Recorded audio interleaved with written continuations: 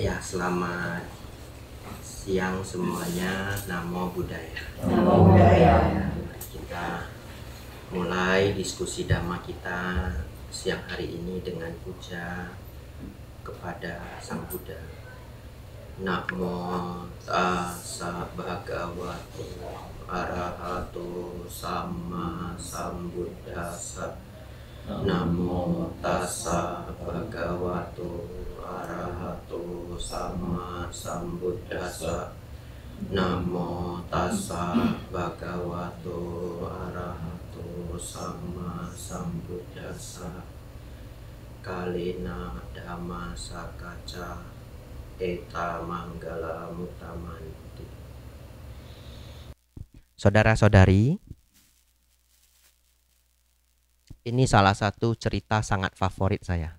Ya. Ada seorang anak kecil, perempuan. Dia lahir tanggal 27 Juni 1880.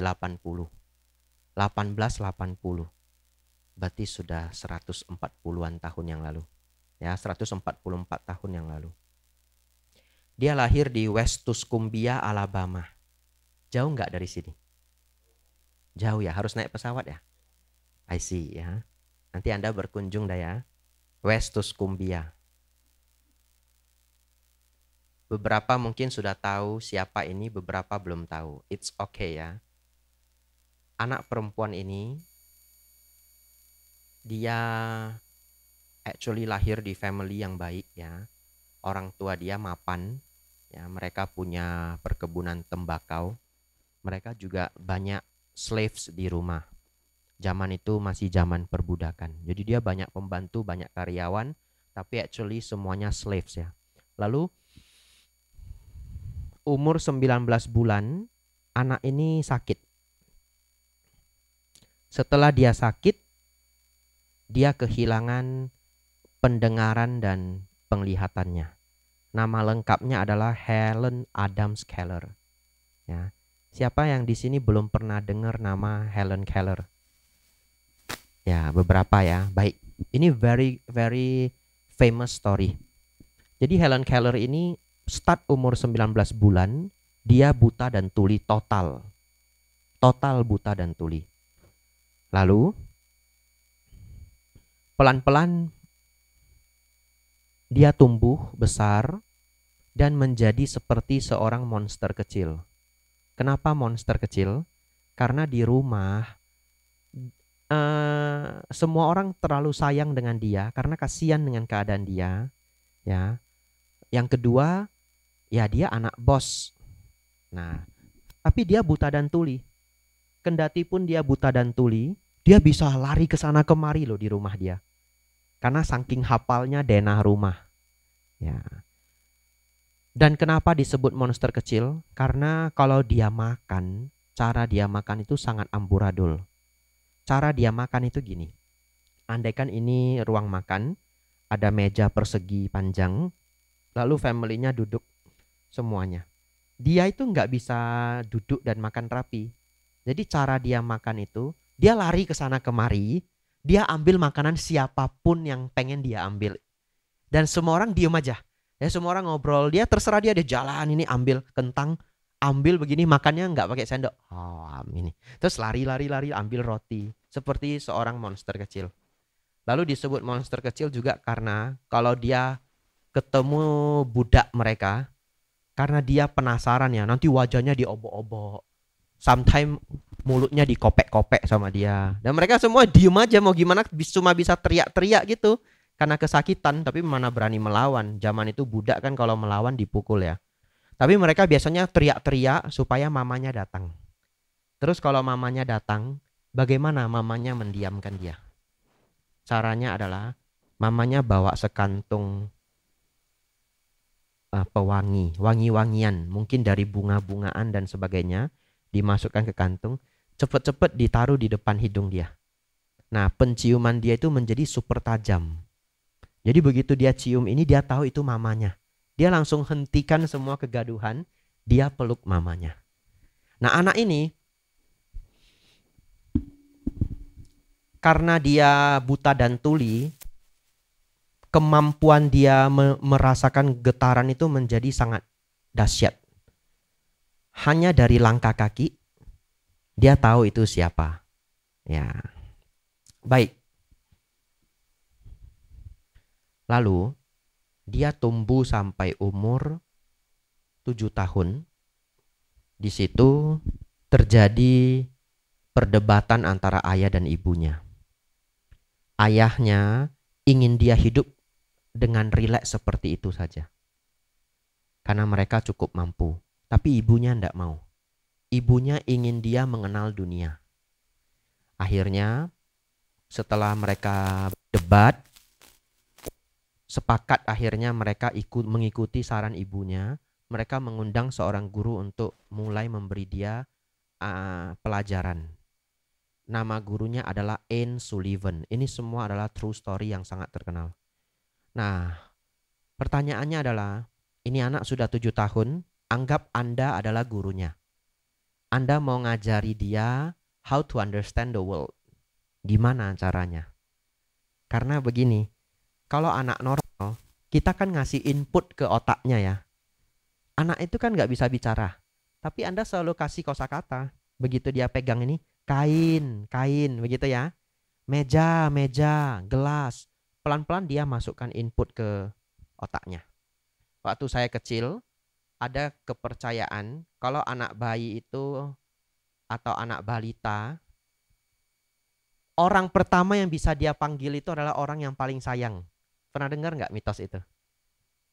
Belum pernah ya? Ya, jadi dia nggak bisa ngomong. Kalau pertama kali yang dia sebut papa, maka kepercayaannya nanti dia paling sayang sama papanya kelak. Nah, jadi karena saya punya adik kecil di rumah, jaraknya 5 tahun dengan saya, dedek kecil saya dulu berjuang. Dia harus bisa menyebutkan koko dulu. Jadi semua orang berjuang ngajarin dia, papa, mama. Jadi dulu saya pulang sekolah ya. Saya belum sekolah, mungkin saya sudah TK ya. Ya. Tapi saya ingat saya rajin banget menghipnotis dia. Ya, dia masih kecil, masih bayi begini ya. Sepertinya saya sudah TKA. Saya setiap hari bisik di telinga dia, koko. Setiap hari saya rajin banget. Orang tua saya nggak tahu loh. Iya, saya koko. Ya mungkin mereka tahu tapi diam karena itu kan dunia saya waktu kecil ya. Tapi saya merasa parent saya nggak tahu. Koko gitu. Sampai one day orang pertama yang dia panggil adalah Koko. Wah, semua gempar satu rumah ya. Dia lebih sayang Koko dari papa mama. Jadi hipnotis saya berhasil ya. Ya, jadi pertanyaannya adalah sekarang Anda jadi gurunya. Gimana ngajari Helen Keller ini? Gak bisa input.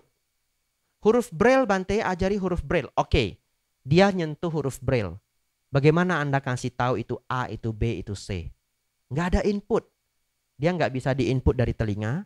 Dia nggak bisa diinput dari membaca. Betul ya? Kalau hanya salah satu bisa. Ya, kalau dia buta bisa lewat pendengaran. Kasih dia pegang simbol. Ini A ya, ini A. Even kita pegang tangannya sama pensil, kita ajari cara gambar A. Lama-lama kan itu muncul di pikiran dia. Ya begitu ya. B. Sekarang dia tidak bisa mendengar, hanya bisa melihat. Nah, itu kita bisa ajari simbol. Even easier gitu. Bagaimana kalau keduanya? Gak ada input. Akhirnya gurunya hanya bisa berjuang begini. Cara berjuangnya adalah setiap mengucapkan satu kata itu diucapkan di kulitnya. Yes. Jadi misalkan ini ya, gelas ya. Gelas. Yes. Kursi ya. Chair. Dan bertahun-tahun melakukan itu tidak ada hasilnya. Yang kedua, mengajari dia simbol tangan dengan 2 cara. Satu, gurunya meletakkan simbol-simbol sign language itu di tangan dia. Yang kedua, juga mengambil tangannya untuk diajari simbol-simbol itu. Dipaksain. Tapi juga dia nggak bisa ngerti. Ya, sampai satu hari dia berhasil mengerti. Dan kata pertama yang dia ucapkan adalah water. Nanti Anda latihan di rumah, ya. Bisa nggak? Water, water, itu ya. Ya, 10 tahun yang akan datang pun tidak akan berhasil ya. Baik, ada videonya. Bagaimana kalau kita putar satu video dulu ya? Ya, coba kita cek berhasil enggak. Baik, ini ya. Ya, si Helen. Kita bisa pause enggak, Ci? Nah, pause dulu. Jadi ini cuplikan film. Ini just 6 menit mungkin ya. Kalau Anda ingin nonton film lengkapnya, hari ini kan Sabtu ya, bulan. Nah. Bagi yang belum gajian, nggak usah ke sinema. Catat aja itu, The Miracle Worker ya. 2 jam Anda, you have a very good 2 hours time today ya, and it's free gitu. Ini klipan aja. Ini bagian pertengahan, gurunya udah dateng. Ceritanya adalah gurunya untuk pertama kali mau ngajari dia etika, karena dia nggak pernah punya etika. Mari kita lihat.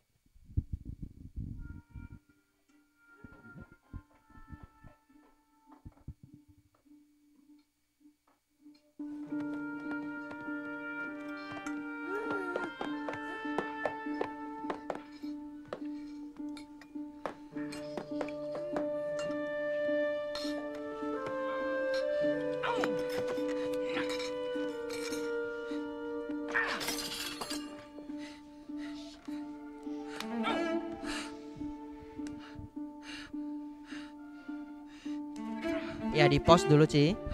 Nanti saya cukup sering pause ya. Jadi dia seumur hidup diperlakukan baik. Ini pertama kali dia ditampar. Ini pertama kali dia dihukum gitu. Lalu biasanya yang makan di ruangan ini full, kokonya, mamanya, papanya. Ini gurunya minta semuanya keluar. Dan jangan kembali. Kalau Anda percaya saya, izinkan saya yang mendidik dia. Nanti akan ada adegan mamanya stres banget. Oke, kita lanjutkan.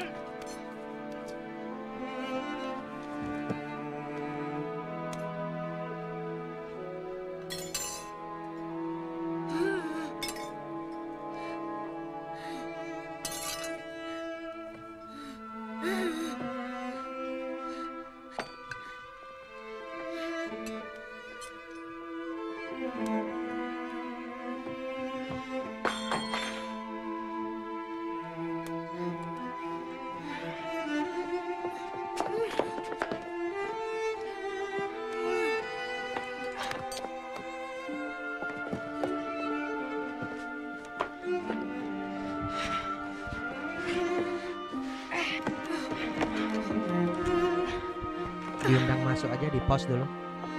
Ya, silakan masuk.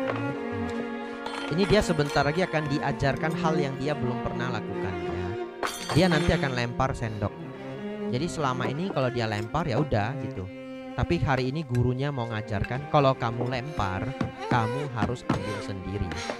Ya, nanti dia akan diajari bahwa Anda harus bertanggung jawab. Kayak misalnya one time dia itu pecahin jar yang berisi air, gurunya ambil jar kosong lalu minta dia ngisi air sendiri gitu ya, supaya dia nggak sebandel ini. Tapi nanti kita lihat. Mari kita lanjutkan.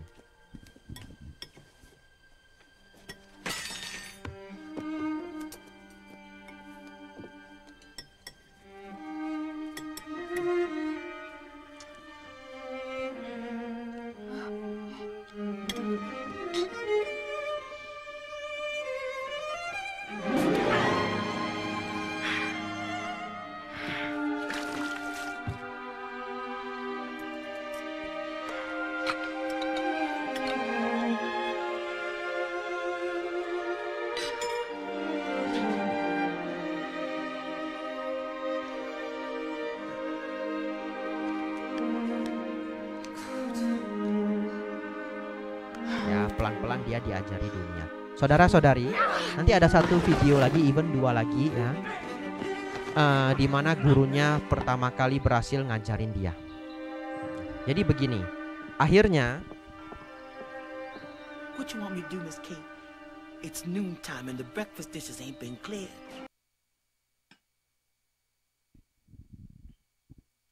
Setelah bertahun-tahun, saya tidak tahu berapa lama, saya sudah lupa ya. Mungkin setahun, mungkin 2 tahun, mungkin 3 tahun, saya benar sudah lupa. Akhirnya Helen Keller ini berhasil diberi input. Nanti ada videonya, mudah-mudahan saya nggak pilih video yang keliru. Karena tadi dadakan ya, awalnya saya nggak kepikiran muterin video. Jadi ini last minute saya kepikiran, di bawah ada TV. Ya, mungkin kita putar TV aja. Nah, akhirnya dia mulai bisa diberi input. Setelah dia sudah bisa diberi input, dia belajar huruf Braille. Setelah dia bisa belajar huruf Braille, dia benar-benar bisa mengetahui dunia. Nah, setelah itu dia bisa ikut sekolah. Dia sekolah dan dia sangat berprestasi. Anak ini pinter banget. Lalu Anda akan terkejut dengan prestasi dia. Setelah dia selesai sekolah, bahkan di umur 11 tahun dia sudah menulis buku pertama dia, ya. Dan setelah dia tamat dari sekolah, dia masuk ke college orang normal. Bukan college orang luar biasa. Di Amerika ada college untuk orang luar biasa. Kalau saya tidak keliru, Yale juga ada buat yang untuk difficult to hear atau no hearing at all ya. Mereka punya college tersendiri. Tapi Helen Keller masuk ke college normal. Apa college yang dia masuki? Dia masuk ke Radcliffe College miliknya Harvard University. Ya, dia ambil hukum.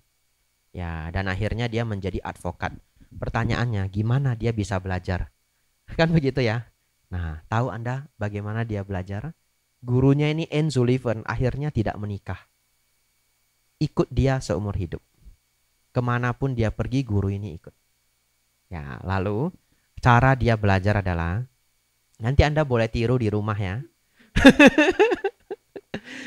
Kalau guru menjelaskan pelajaran, Anne Sullivan itu gurunya itu menerjemahkan ke sign language, ditempelkan ke badannya, bagian belakang ini. Anggaplah bagian depan ini. Jadi gurunya menjelaskan ini jalan. Ya, Anda nanti latihan di rumah ya. Anda lihat aja Google A itu apa, B itu apa gitu ya. Atau coba Anda belajar di Google, aku sayang kamu, lalu rasa-rasakan sendiri. Nah ya, Anda punya pasangan, nah inilah aku sayang kamu ke dia ya. Pas dia mau tidur Anda gini-giniin ya, bentar lagi Anda kena pukul. Jadi it's a miracle. Yang kedua, saking hebatnya, kan dia nggak bisa dengar ya. Kalau Helen Keller ini nempelin tangannya di mulut kita, satu di mulut, satu di kerongkongan, dia bisa tahu kita ngomong apa. Ya, se-amazing itu. Anda latihan di rumah ya. Ya. Lalu dia selesai dari sekolah itu dan menjadi pengacara advokat. Dia menjadi seorang advokat pelindungan wanita dan orang cacat. Dia akhirnya menulis, di sini saya catat, sepanjang hidupnya dia menulis 14 buku. Dan dia diundang untuk bertemu, mungkin angkanya bisa keliru, tapi sekitar 33 presiden di seluruh dunia. Saking hebatnya perjalanan hidup dia. Sampai sekarang belum ada presiden yang undang saya. Ya. Terakhir saya diundang ikut pindah patah di Solo. Itu undangan dari Pak Gibran, waktu itu dia wali kota. Saya sudah tunggu depan kantornya, ndak ketemu Mas Gibran juga ya. Ya, mungkin one day ya. Ini nanti dia dengar rekaman ini. Ya. Pertanyaannya adalah, jadi Helen Keller ini sebenarnya hidupnya baik atau tidak baik? Ya, disinilah kita bisa memahami hukum karma. Kenapa merawat sila itu sangat penting. Ya. Kita bisa melihat kehidupan Helen Keller ini adalah perpaduan karma baik dan karma buruk yang berbuah. Perpaduan. Ya. Kalau mau dikatakan hidupnya karma buruk semua, tidak juga. Karena dia lahir di keluarga yang mapan. Ya. Tapi apakah karma baik semua? Tidak juga. Karena umur 19 bulan dia jadi buta dan tuli. Ya. Jadi ada satu pertanyaan. Kalau Anda ambil batu besar dan batu kecil, kita lempar ke sungai. Saya ulangi ya, fokus ya. Batu besar dan batu kecil, kita lempar ke sungai. Batu mana yang mendarat? Ya, ada yang jawab kecil, ada yang jawab besar ya. Jawabannya dua-duanya. Ya, tidak ada batu yang terapung. Ya, bahkan batu apung akhirnya tenggelam. Real, karena dulu saya senang main batu apung. Nah, terus saya amati. Ini batu apung kok bisa apung ya? Lama-lama saya amati dia tenggelam juga. Oh, saya sadar. Karena pori-porinya punya banyak angin. Setelah pori-porinya terisi air, dia jatuh juga. Saya udah merasa pintar sekali waktu itu. Ya, waktu kecil sekali itu. Nah, jadi sama seperti halnya itu, karma baik dan karma buruk kita kedua-duanya berbuah. Ya, itulah mengerikannya hukum alam. Ya. Oleh karena itu, ada beberapa orang mungkin dia berpikir, jahat-jahat sedikit, enggak apa-apalah. Nanti saya banyak berbuat baik. Ya, jawabannya dua-duanya akan berbuah. Kalau kita lihat kehidupannya Helen Keller, bisa dikatakan ya di kehidupan lampau, ya dia banyak menyakiti makhluk hidup. Ya, mungkin dia banyak membunuh makhluk hidup. Tetapi dia juga senang berdana. Ya, jadi kalau orang misalkan jualan hewan hidup, setiap hari entah motong berapa banyak hewan hidup, tapi dia juga senang berbuat baik. Dia berdana ke wihara dan sebagainya secara dhamma, walaupun ini menakutkan ya, bukan menakut-nakuti. Ini apa yang diajarkan Sang Buddha, keduanya mampu berbuah sesuai dengan apa yang kita lakukan. Ya, oleh karena itu belajar dari kehidupan Helen Keller, rawatlah sila dengan sangat baik. Ya, berjuanglah semaksimal mungkin. Ya. Baik. Kita lihat video satu lagi. Ya, karena suasananya sudah cukup mencekam. Anda sudah mulai bayangkan, aduh, sudah seberapa banyak hewan yang saya bunuh gitu ya. Stop dulu, Ci. Baik, ini video kedua ya. Jadi bukan continue dari video pertama. Ini kita udah masuk ke epic scene gitu. Karena videonya, filmnya 2 jam. Jadi ini setelah gurunya ngajarin dia bertahun-tahun. Saya lupa berapa tahun. Kita anggap aja 2 tahun ya. Entah setahun, 2 tahun, 3 tahun, kita anggap aja 2 tahun. Lalu ini adalah satu kejadian di mana dia membuang air di jar. Jadi gurunya menghukum dia, kalau Anda buang airnya, kamu harus tahu loh, air ini nggak gampang diambil. Harus dipompa seperti ini. Jadi dia dibawa ke pompa ini, diminta untuk ngepompain air. Di sini ada hal yang luar biasa terjadi, mari kita saksikan. Pump.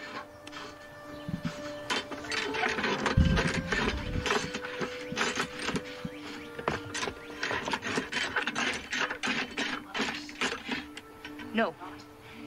Your mother's. Lihat tangannya ya. Ya. Lanjut aja, Cin, enggak apa-apa.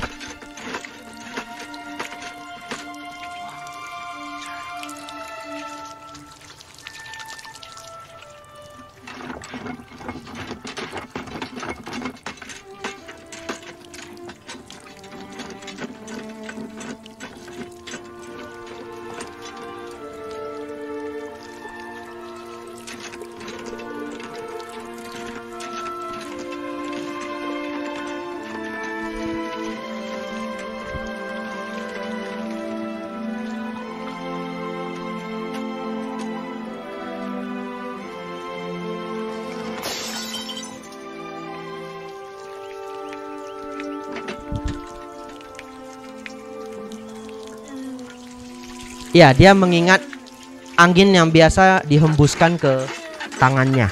Karena biasanya gurunya lakukan itu ya. Gelas, gelas. Ada hembusan angin itu. Kita lanjutkan.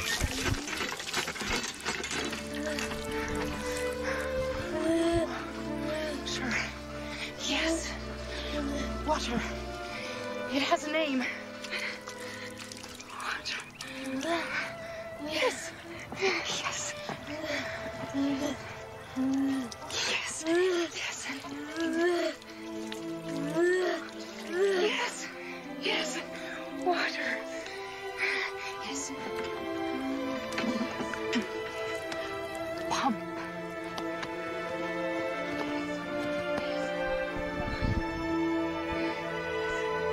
Ground. Yes. Lihat, untuk pertama kali Push. dia sadar kalau apapun yang dia pegang itu ada namanya. Flower. Iya, jadi selama ini dia nggak punya definisi apapun. Ya, sekarang dia terkejut, dia sendiri terkejut. Ternyata semua benda ada namanya, dan itulah yang diusahakan gurunya selama ini. Setelah ini dia akan minta definisi dari setiap benda yang dia pegang. Mari kita lihat.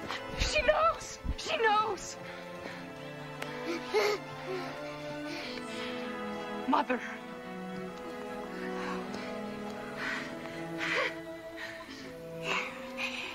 Yes. Yes. Captain.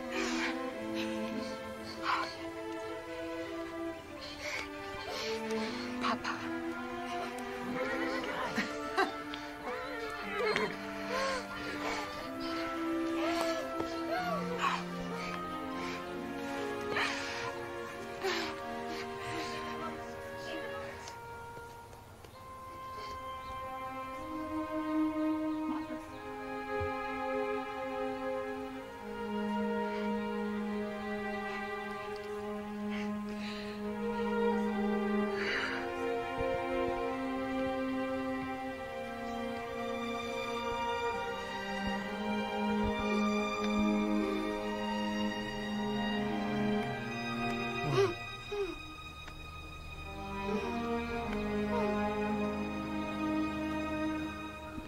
Ya, dia tanya ya, kalau Anda, ya ini teacher ya.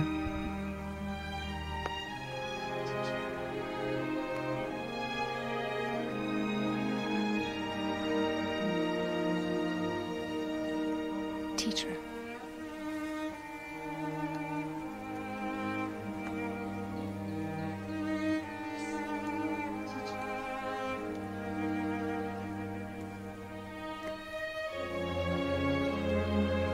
Yes. Teacher.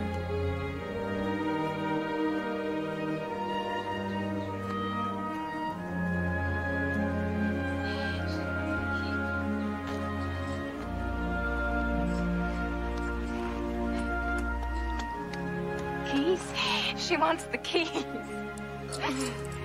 There you go. There.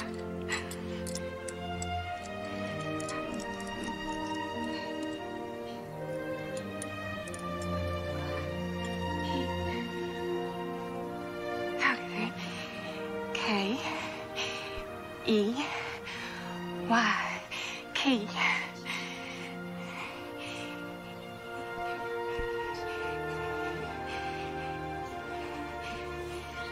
Teacher. Teacher. Kate, darling.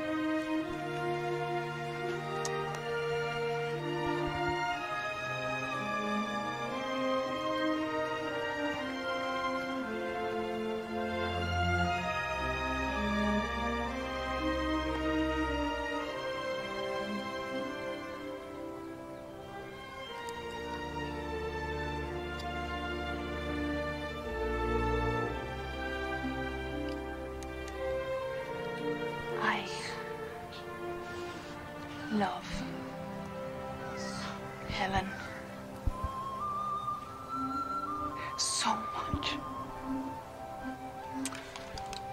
So much.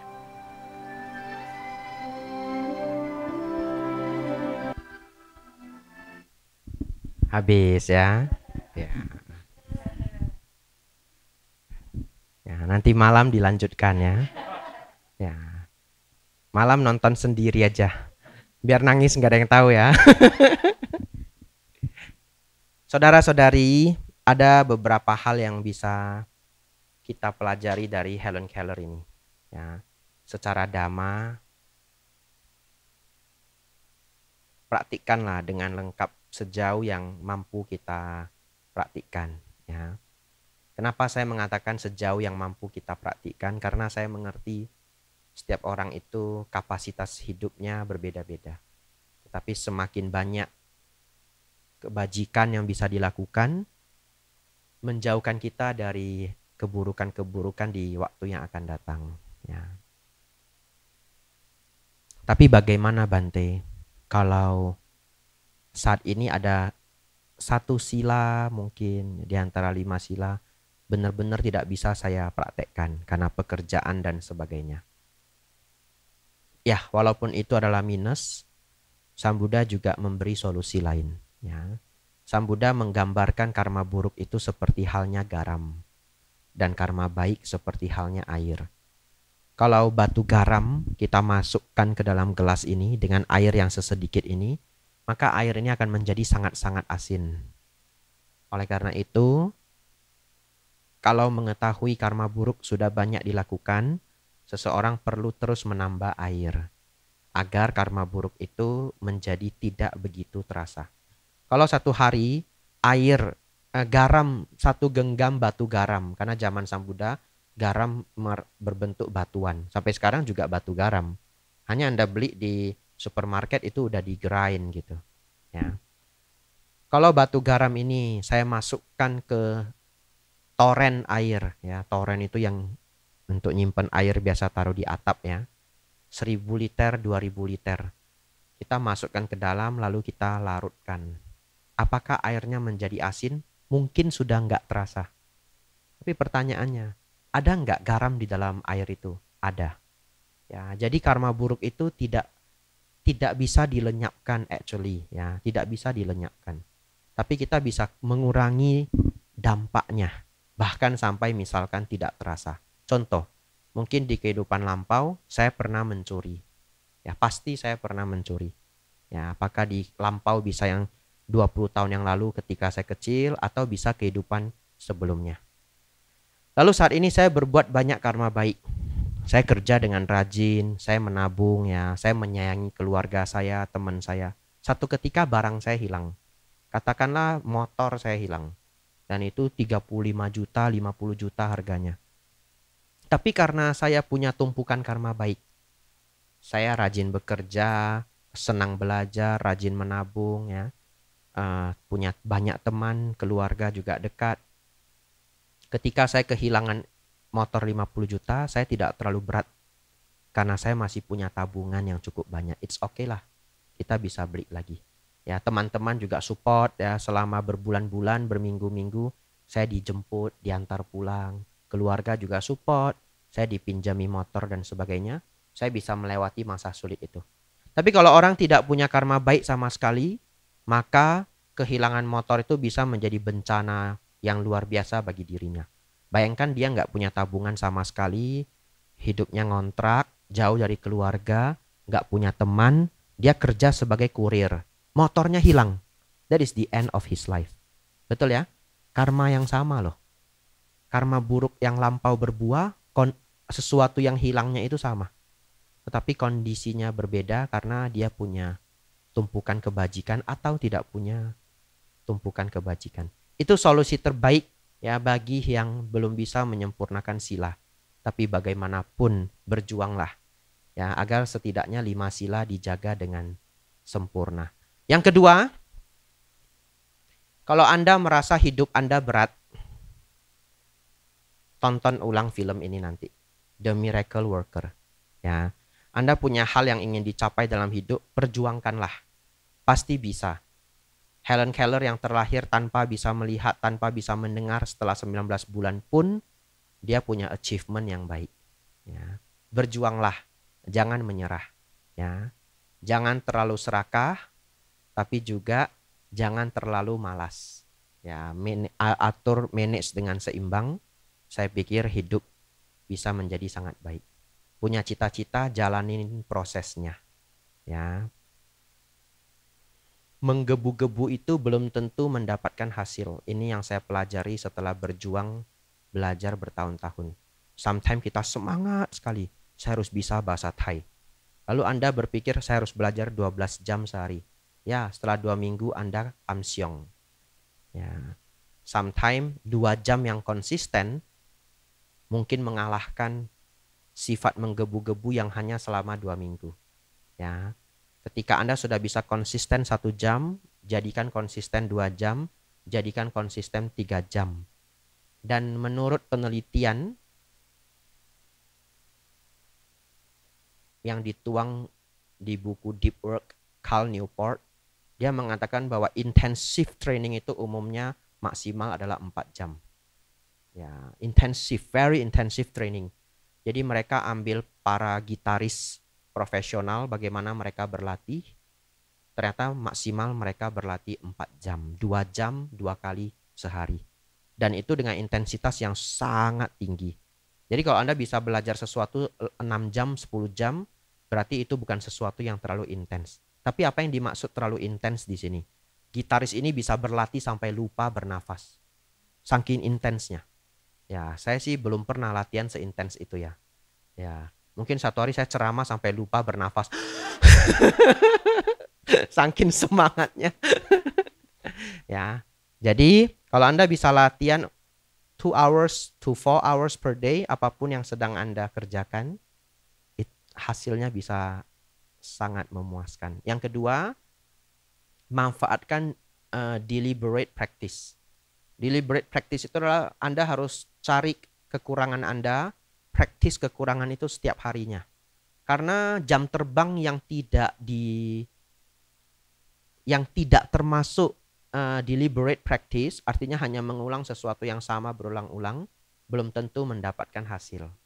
Ya, tetapi Anda harus tahu apa yang setiap kali saya latih harus ada challenge tersendiri, mistakes apa yang harus saya kurangi, dan Anda fokus ke hal itu setiap hari, maka Anda akan mencapai hasil yang sangat luar biasa.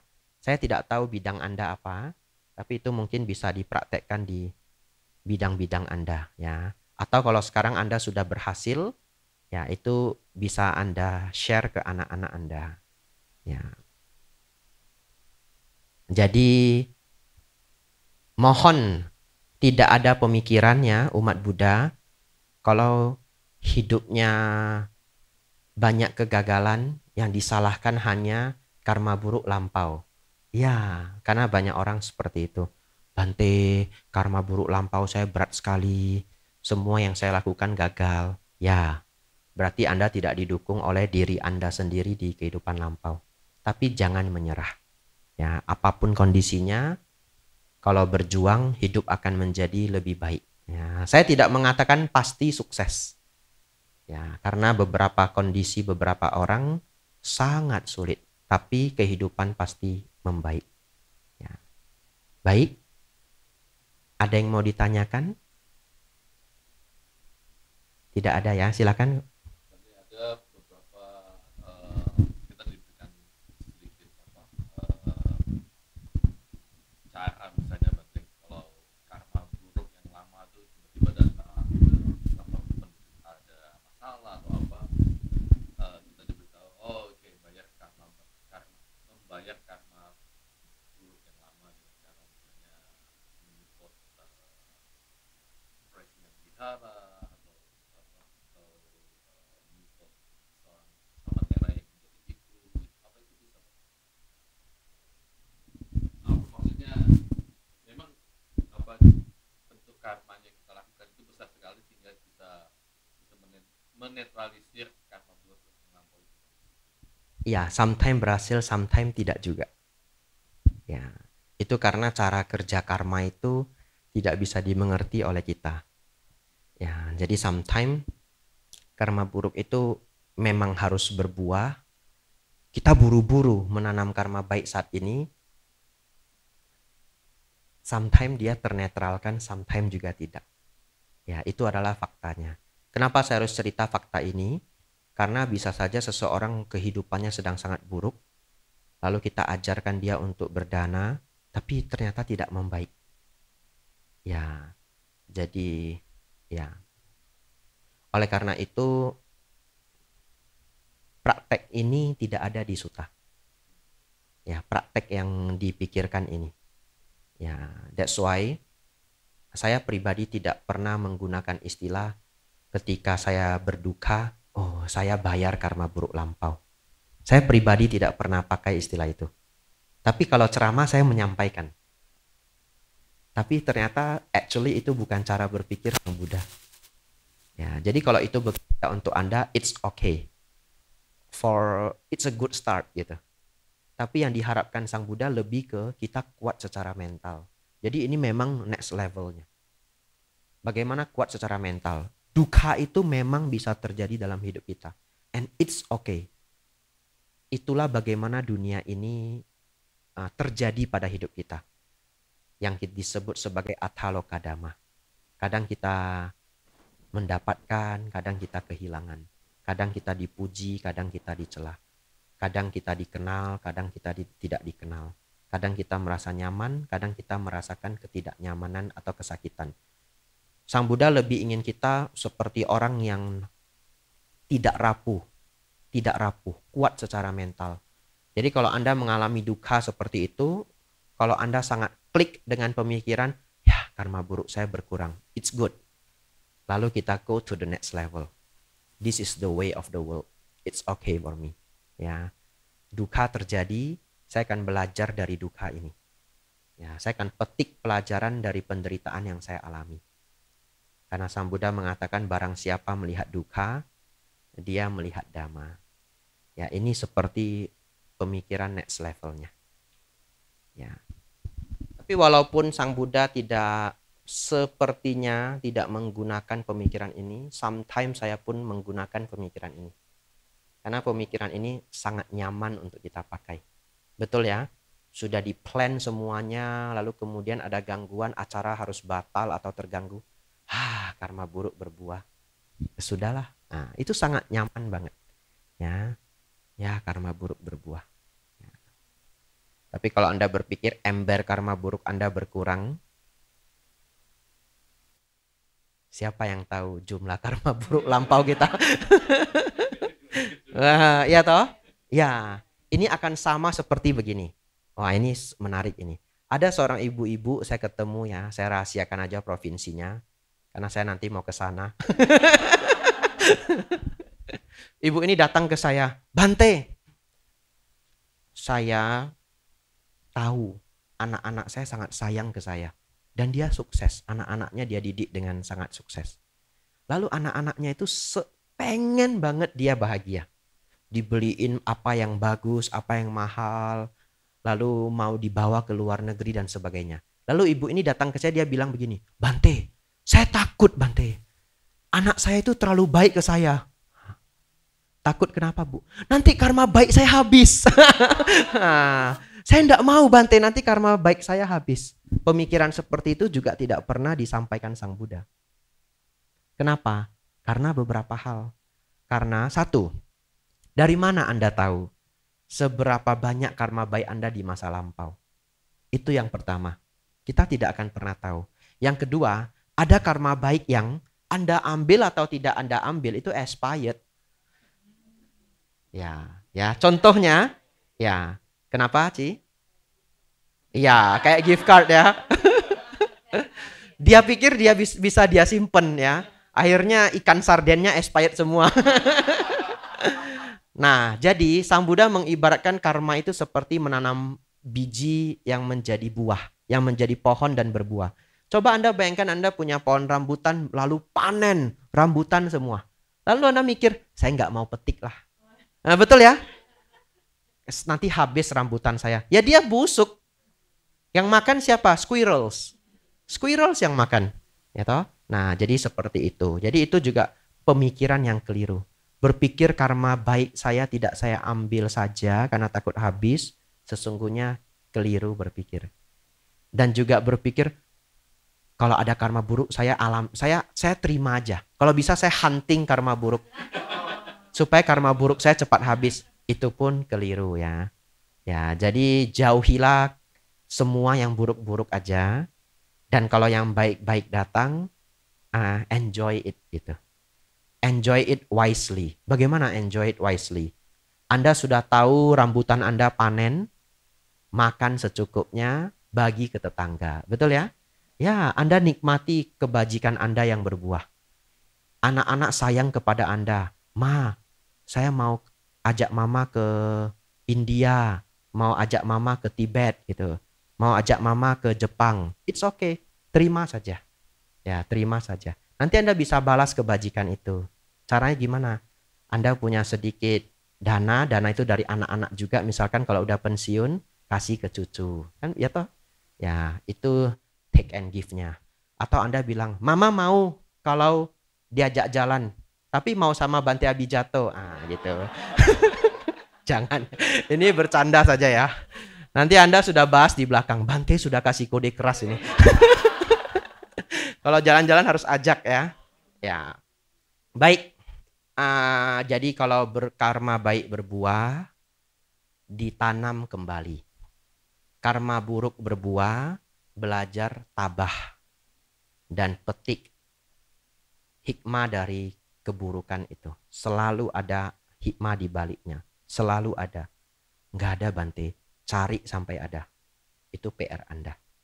Ya, saudara-saudari, kita harus lanjut ke topik selanjutnya. Ada lagi yang mau bertanya?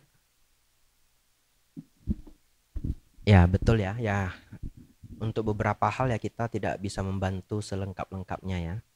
Ya. Di satu sisi kita kasihan sama anak yang autis itu, tapi di sisi lain kita juga kasihan sama temennya yang mau belajar dengan baik.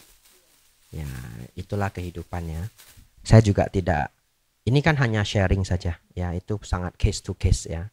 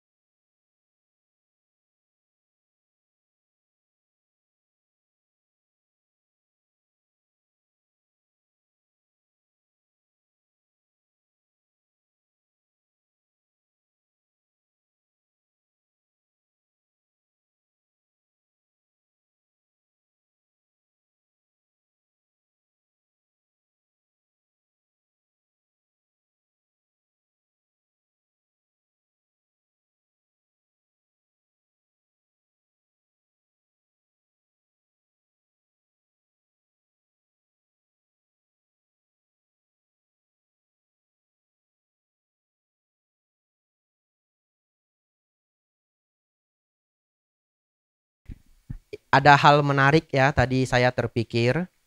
Hukum karma itu tadi diceritakan berbuat kebajikan itu seperti menanam pohon. Dan bagaimana karma itu berbuah itu sangat unik. Ada karma yang berbuah seperti halnya pohon yang hanya berbuah sekali seumur hidup. Setelah itu habis. Apakah pohon itu? Pohon pisang. Iya.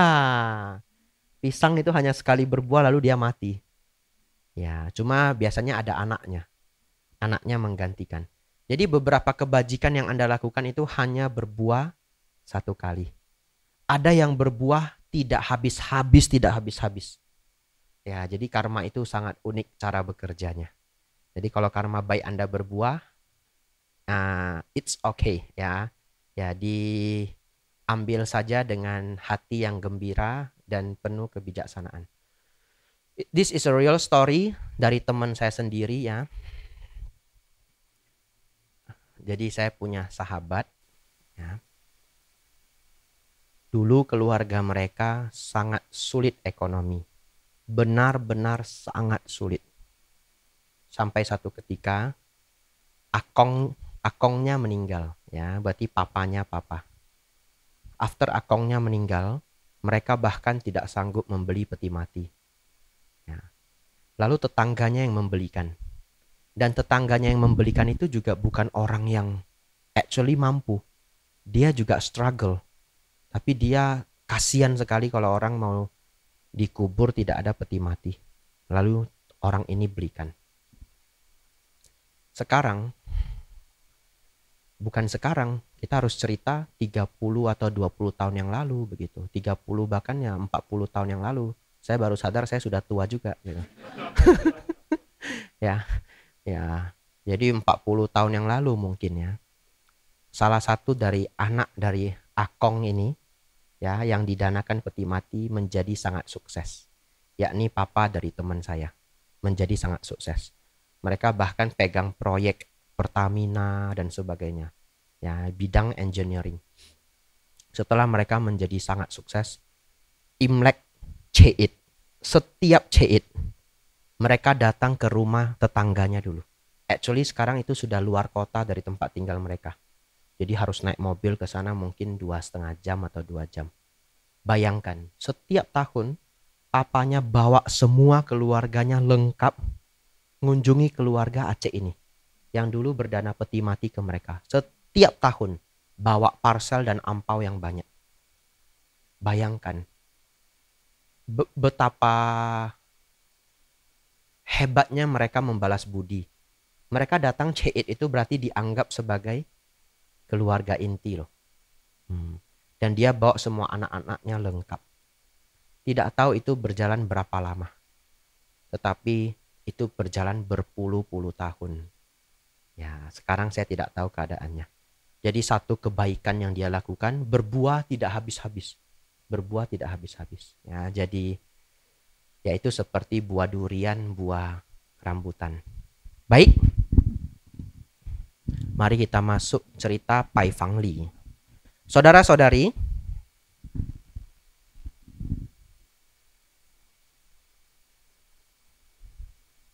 tahun 1986 ada seorang kakek namanya adalah Pai Fang Li. Dia kembali ke kampung halamannya di Hebei. Ada yang pernah ke Hebei? Belum ya? Ya sama, saya juga belum ya. Lalu setelah dia kembali ke Hebei umur 74, dia mau pensiun. Actually dia punya tabungan beberapa puluh juta. Lalu dia pulang, dia mau pensiun. Anak-anaknya udah besar, jadi dia sudah hidup bahagia lah. Kalau anak yang makan, dia bisa makan di tempat anak. Dan dia punya uang pensiun yang cukup. Ternyata sepulangnya dia ke Hebei, dia melihat banyak sekali anak-anak nggak sekolah. Ada yang karena terpaksa harus bekerja dan sebagainya.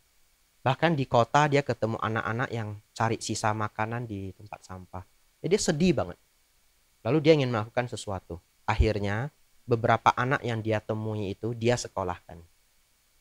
Tapi setelah dia sekolahkan 1 tahun duitnya habis. Dan dia sama sekali nggak tega kalau melihat anak ini putus sekolah. Apa yang dia lakukan? Di umur 70-an, karena dia pensiun 74, bisa dikatakan mungkin umur 75, dia kembali narik becak di Tianjin. Dan becak orang zaman dulu itu pakai sorong loh. Ya, pakai tarik ya. Nah, itu capek luar biasa. Dan dia bekerja kalau nggak salah di stasiun. Dia bisa nunggu pelanggan itu 24 hours. Ya, tidak ada pelanggan mungkin dia istirahat, tapi 24 hours dia aktif. Lalu dia terus berjuang menyekolahkan anak-anak sampai umur dia 90. It's crazy. Saya akan bacakan prestasi dia ya.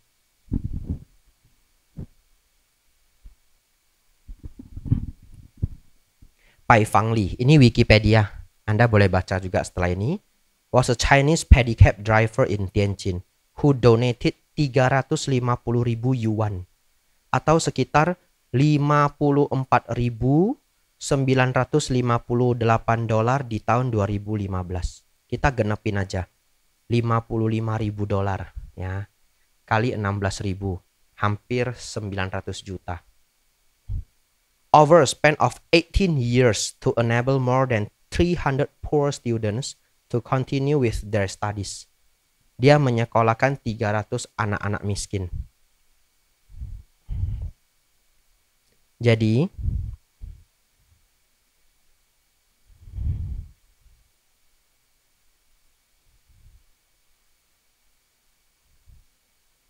awalnya dia mulai dengan berdana 5.000 yuan. Ya. Lalu karena habis uangnya, dia bekerja 24 jam, sometimes 24 hours at a stretch, so that he could make the money to pay the installment for a school fee. Lalu setelah dia agak tua, dia juga buka satu kios kecil yang profitnya semua dia danakan ke anak-anak. Yang sangat sedihnya adalah di tahun 90 dia datang ke sekolah. Namanya Yaohua High School. Dia bawa sedikit uang. Umur 90, dia bawa sedikit uang. Dia datang ke sekolah itu, dia bayar ke guru-gurunya. Dia bilang ini untuk bantu anak sekolah. Ini uang terakhir dari saya. Saya sudah tidak sanggup bekerja. Ya, karena paru-parunya sudah tidak berfungsi normal. Dan kalau saya tidak salah, 1 tahun atau 1,5 tahun setelah itu dia meninggal. Ya, jadi mari saya baca sedikitnya. In 1996, he opened a small store near Tianjin's railway station to make more money. Most of his income was donated to local schools and universities such as to the Nankai University, where he donated 35,000 yuan atau sekitar 5.500 US dollar in 2015. For the first time in 1996, his entire contribution summed up to 350.000 yuan. In 2001, at the age of nearly 90, he paid his last installment to the Yaohua High School and retired from his job. Ya. Dia meninggal di umur 92.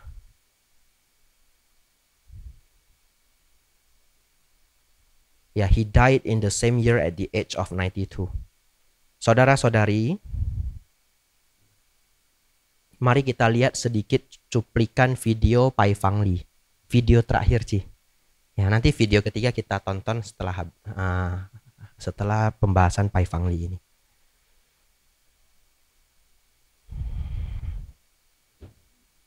And it's time for our last installment of Unsung Hero series. And our hero today provided financial help to poor students. And this is no millionaire. Our hero made a living by pedaling a pedicab. Pai Fangli donated a total of 350,000 yuan to help more than 300 poor students continue their studies. In 2005, he passed away at the age of 93. Andrew Dupuy is the story.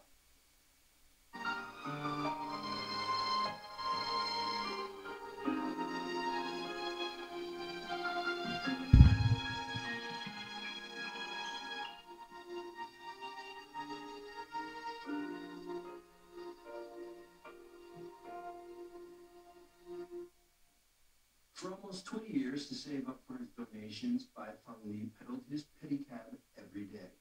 His devotion started in 1987 when he was 74 years old. Bai had prepared to retire and say goodbye to his job. But after coming back to his hometown, a group of children working in the field aroused his attention. He asked why the children didn't go to school, and their relatives told him that it was because they were too poor to afford tuition. My father was worried, so he decided to donate 5,000 yuan to the schools in our hometown. But for him, it was all he owned. As soon as he returned to Tianjin, Bai went back to work. All of his earnings went to support the needy students. His sons and daughters tried to persuade him to change his mind, as they wanted him to enjoy a relaxing life. But the father turned a deaf ear to them. At that time, the one touted dawn and wouldn't return until darkness fell. He earned 20 to 30 yuan each day. After returning home, he put his earnings in a place carefully. Bai had always felt regretful that he was illiterate, so he hoped the next generation could change their destiny with education. Later on, to increase his effort to assist students in need, Bai moved to a simple room near the Tianjin railway station. He waited for clients 24 hours a day, ate simple food, and wore discarded secondhand clothes he found. At the age of 82 years old, to his children's surprise, Bai made another decision. He founded an education support company with the help of loans. But his life driving a pedicab continued.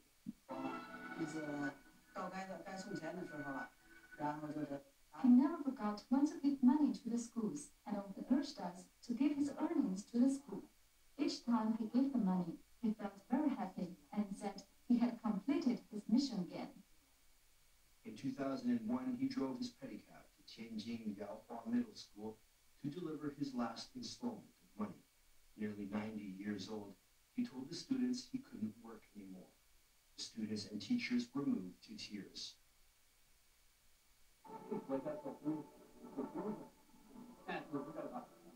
I hope the students could study hard and get a good job and they make contributions to our country. The long journey of supporting and aiding students lasted nearly 2 decades. In 2005, he was diagnosed with terminal lung cancer. Though he had kept none of his earnings for himself, he was left with his selfless spirit and love. Andrew Pui, CCTV. Ya, saudara-saudari, ketika dia meninggal, semua orang terkejut. Karena nggak banyak yang tahu seberapa banyak sih anak yang sudah dia tolong. Karena dia melakukan itu hampir 20 tahun, 18 tahun tepatnya. Ketika dia meninggal, semua orang terkejut. Anak-anak yang dia sekolahkan jumlahnya sampai 300. Mereka semua datang ya sambil membawa untayan bunga. Ya, atau at least mereka datang membawa bunga. Saudara-saudari, jadi pesan dari cerita Pai Fangli ini sebenarnya tidak ada alasan untuk kita tidak berbuat baik. Bagaimanapun keadaan hidup kita, ya, lakukanlah kebaikan sejauh yang kita bisa. Ya, kita bisa melakukan kebaikan ya tidak hanya dengan materi, kita juga bisa berdana tenaga, berdana perhatian, atau berdana pengetahuan dan pendidikan. Ya. Lalu yang kedua, saya sangat sering mendapat pertanyaan seperti ini, Bante, mengapa ada orang jahat tapi hidupnya bahagia? Dan ada orang baik tapi hidupnya sulit? Jawabannya sangat sederhana. Kalau jawaban singkatnya adalah karena hidup itu time frame-nya tidak pendek. Ya. Orang jahat yang hari ini bahagia, actually dia bahagia dari karma lampaunya. Dan orang baik yang saat ini menderita sedang menjalani karma buruk lampaunya. Coba kita lihat kehidupan Pai Fangli. Sekarang dia ya beberapa tahun yang lalu atau beberapa belas tahun yang lalu, dia sendiri hidupnya buruk. Itu adalah karena karma lampaunya kurang mendukung, betul ya? Nah, tetapi dia memutuskan untuk berbuat hal sebegitu baik.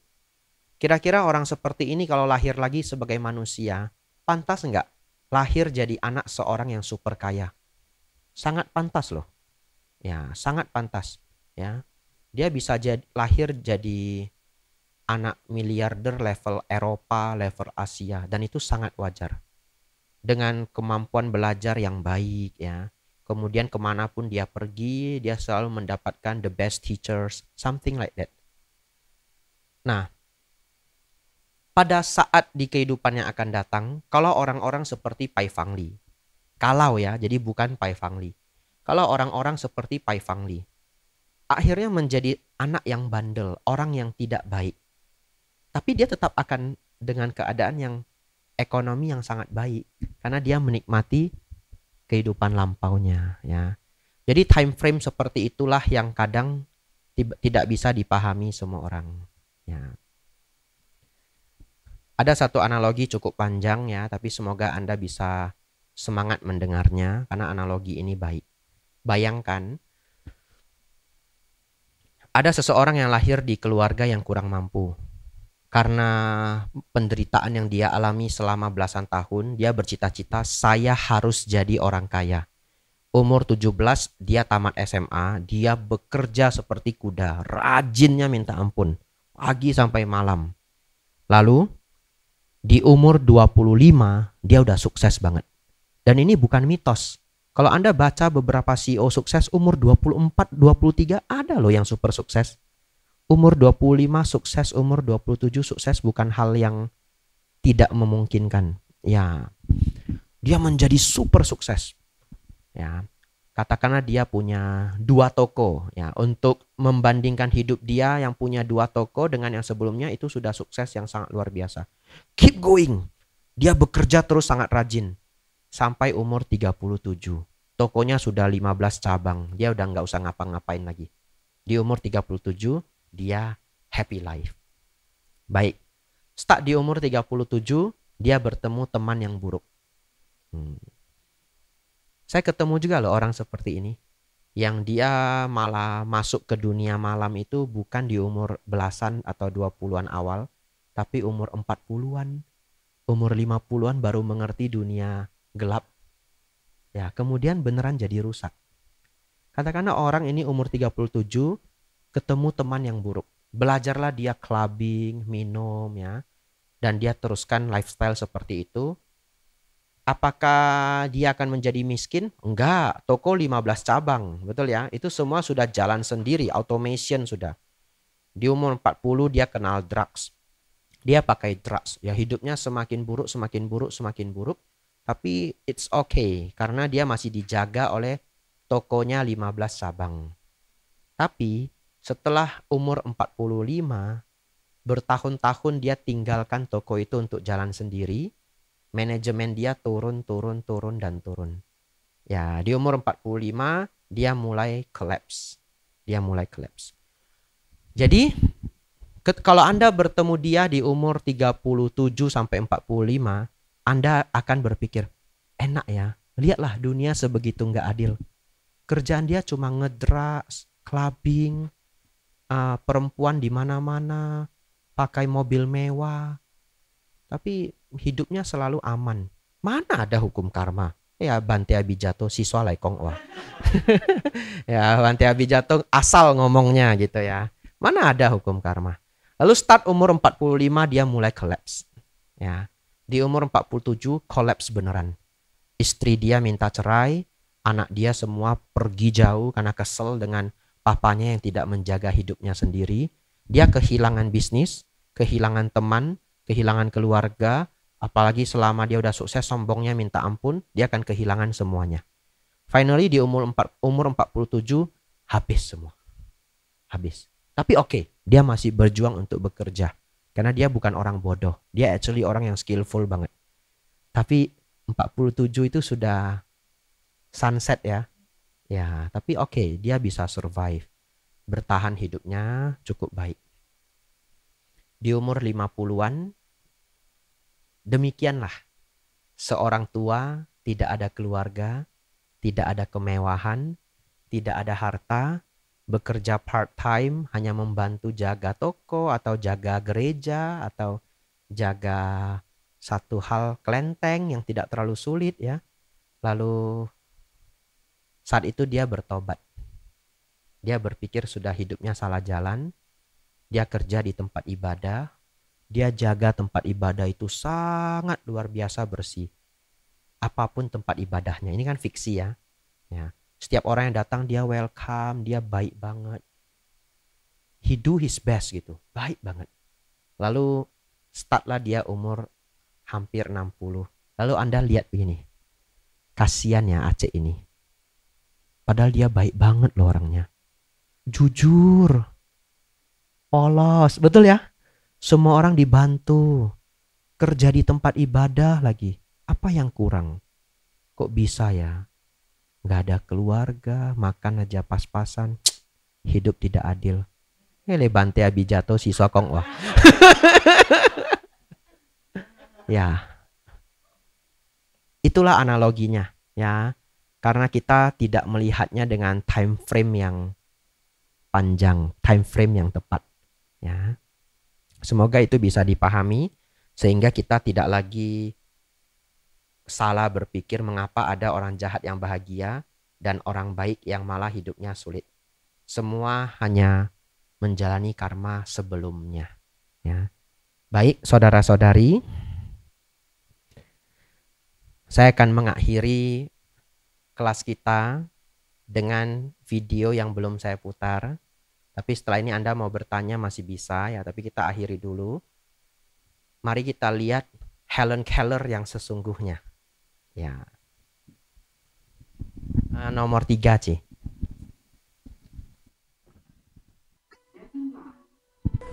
Ya baca buku Braille. She's Miss Helen Keller. She does not see the room or the book that she's reading. She sees nothing. She does not hear the rustling of the curtains behind her. She hears nothing. She is deaf and blind. But if you enter a room, she will know it. Your lightest footfall will tell her you are coming. It will even tell her who you are, if she knows you, as she knows her old friend, Polly Thompson. Polly has been with Helen Keller 40 years. For nearly half of these, she has been Helen's only companion, Helen's eyes and ears upon the world. She talks with Helen by a finger system in which each letter has a sign, like this. In reaching out beyond her dark and soundless night, ya. Anda nanti pulang boleh latihan ya. Ya, yang punya pasangan latihan gini. Setelah ini Anda bisa gosipin orang dimanapun. Lihat dia apa, pamer dia, gitu ya. Pakai gini-gini, tapi nggak nampak di bawah meja ya. Lihat dia bisa bicara hanya dari hembusan angin ya, mengerti pembicaraan. Ini amazing banget loh. Kalau Anda sebenarnya sadar ini sudah seperti superpower ya.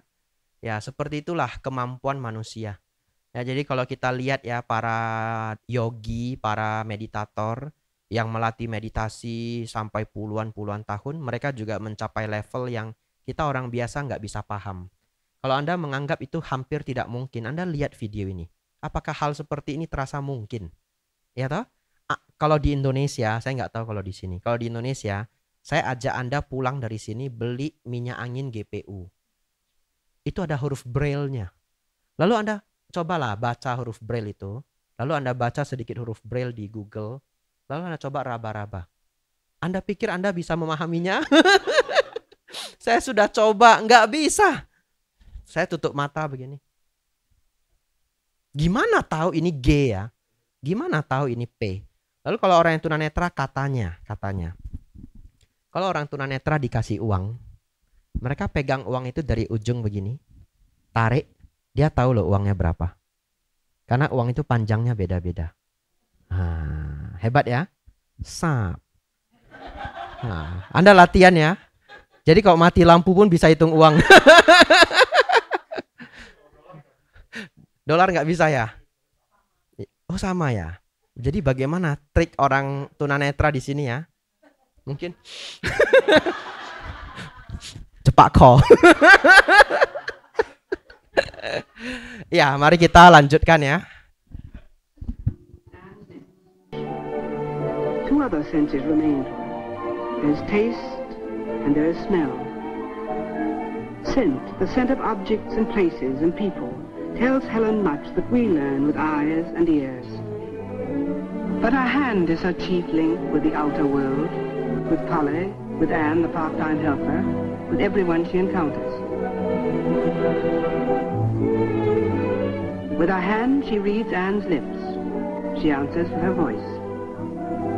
It is an unnatural voice, and it is her great sorrow. For all her years of effort, Helen has never learned to speak clearly. This isn't strange, for since she was a baby, she has not heard a word spoken, nor seen lips forming one. But let Helen, with Polly's help, tell you.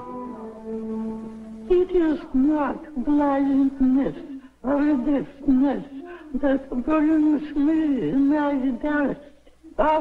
It is not blindness or deafness that bring me my darkest hours. It is the acute disappointment in not being able to speak normally. It is the acute disappointment in not being able to speak normally. Longingly, I think how much more good I might have done if I had only acquired natural speech. Longingly, I feel how much more good I could have done if I had acquired normal speech. Ya. But within this sorrowful experience, Enggak beneran. I understand more fully. Tapi adik itu hebat sekali loh, actingnya. Ya, natural sekali ya. Sulit itu. Ya, ada yang mau bertanya, kita punya 10 menit sebelum jam 3. Kalau ada silahkan, kalau enggak ada enggak apa-apa.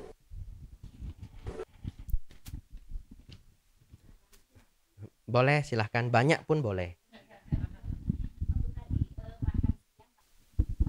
Ya. Itu karena alam ini tidak sepenuhnya penuh dengan kebahagiaan. Ya. Jadi alam manusia itu bukan alam yang terlalu tinggi. Kalau dari alam yang diajarkan Sang Buddha, kalau kita ikut sutta, ada 30 alam kehidupan.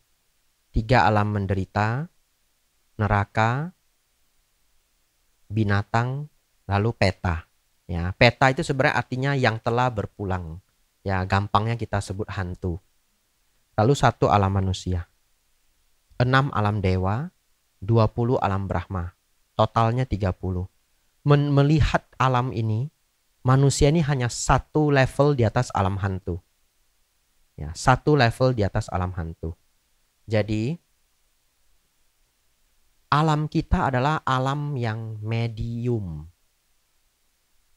Tidak semenderita hantu, tapi tidak sebahagia dewa. Oleh karena itu, walaupun sangat sulit terlahir sebagai manusia, kehidupan manusia tidak sebahagia itu. That's why beberapa orang yang kurang bijaksana, mereka memilih mengakhiri hidup. Sebenarnya itu bukan karma buruk saja. Ada orang karma buruknya lebih buruk daripada orang yang suicide itu. Tapi dia tidak memilih untuk mati. Ya, kenapa? Karena dia punya mindset yang lebih baik. Jadi sebenarnya orang yang bunuh diri pun bukan ingin membunuh dirinya sebenarnya. Dia hanya ingin membunuh penderitaan dia. Banyak orang yang bunuh diri itu pengen hidup loh, bukan pengen mati. Ya, tapi dia tidak tahu bagaimana cara mengurangi penderitaan ini.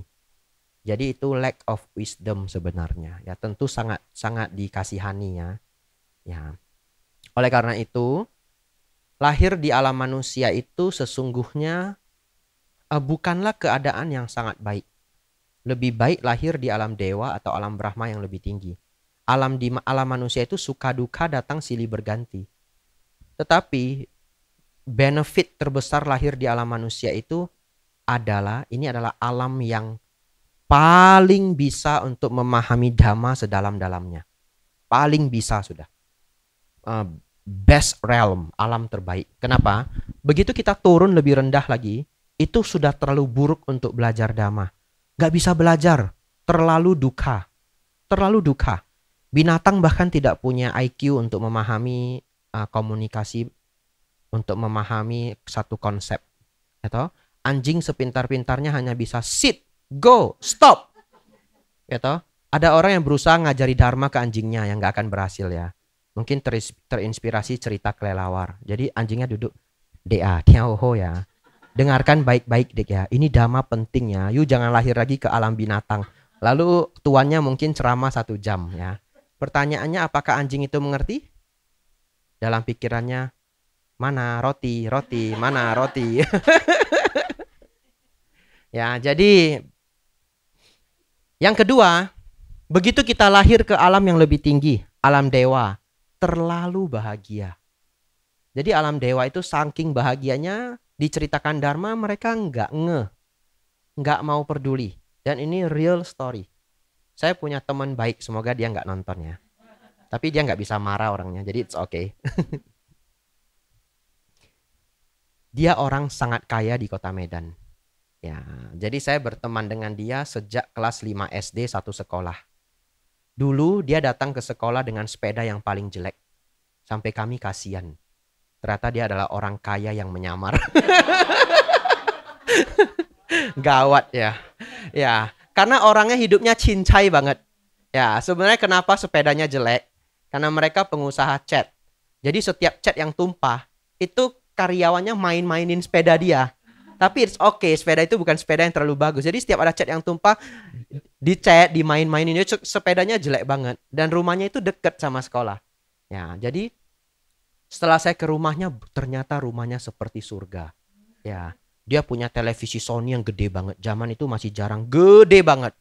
Lalu dia punya coklat beng-beng, stoknya itu berkotak-kotak. Wah, happy banget. Kalau ke rumahnya, saya bilang, "Bro, wah ambil beng-bengnya." "Ambillah, ambil." Wah, happy saya. Happy life ya. Jadi, tahu enggak? Kami berteman sangat baik. Sampai detik-detik saya berangkat ke Yogyakarta menjadi samanera. Tapi bagaimanapun saya membahas dhamma, dia just dengerin aja. Tidak begitu peduli. Karena hidupnya terlalu bahagia. Terlalu bahagia. Lalu papanya sangat suka beli asuransi. Semua diasuransikan. Mobil, usaha, rumah, anak, semua full insurance. Insurance keluarga mereka 3 lapis. Saya dengar nama Tokyo Marine pertama kali dari mereka. Di Medan Tokyo Marine tidak terkenal. Kenapa begitu? Papanya senang banget insurance. Jadi orang dengan insurance berlapis-lapis seperti itu udah hampir nggak ada duka. Mobil tabrakan, claim. Gudang ada yang hilang, claim. It's very easy life for them. Jadi dia sama sekali nggak bisa benar-benar memahami dhamma. Saya cerita, dia dengerin, tapi ya udah gitu aja. Sampai one day dia punya masalah dengan pacarnya. Ya, akhirnya orang kaya ini kena juga you gitu ya. Ada yang lu nggak bisa bayar pakai uang ya. Ya, yaitu kemarahan pacar Anda. Dia stres banget. Ya, pacarnya punya problem yang cukup besar. Ya, saya nggak boleh cerita terlalu detail. Nanti saya ditelepon. Jadi dia punya problem yang cukup rumit. Lalu dia telepon saya. Itu detik-detik saya beberapa bulan lagi ke Mendut loh. Lalu dia curhat, problem dia berat.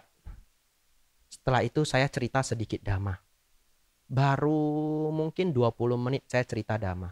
Tahu nggak dia bilang seperti apa?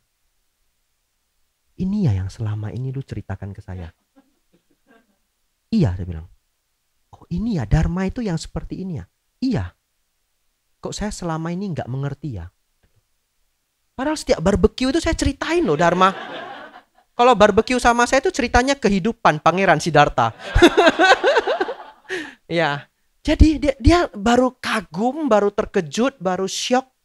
Ini ya dhamma ya? Iya. Lalu dia tanya, kok selama ini saya nggak sadar ya?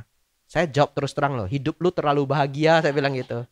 Ya, jadi di situ saya benar-benar belajar, jangankan dewa. Teman saya yang punya harta yang banyak saja sudah sulit untuk actually dekat dengan dhamma. Ya, kok jadi panjang saya jawabnya Ci ya? Ya harus kembali ke laptop ini. Ya, jadi walaupun sulit terlahir sebagai manusia, kenyataannya alam manusia ini bukan alam yang terlalu tinggi. Sukha dan dukkha datang silih berganti. Kebaikan, kepositifan kita lahir sebagai manusia adalah salah satunya sangat mudah memahami Dhamma. Karena suka duka datang silih berganti. Ya, itu ya Ci ya. Ada lagi yang mau bertanya? Habis, pas jam 3 ya. Ya, anumodana semuanya ya. Banyak sekali yang kita pelajari hari ini. Saya pikir tadi pelajaran saya cuma 1 jam. Tetapi akhirnya 2 jam ya. Ya, dan saudara-saudari semangat sampai jam-jam terakhir. Semoga apa yang kita pelajari ini membawa kemajuan bagi saudara-saudari semua, agar semakin maju dalam Dhamma, semakin maju dalam kehidupan. Sabe sata bhavantu sukhitata. Semoga semua makhluk hidup berbahagia. Sadu, sadu, sadu. Mari kita tutup bersama.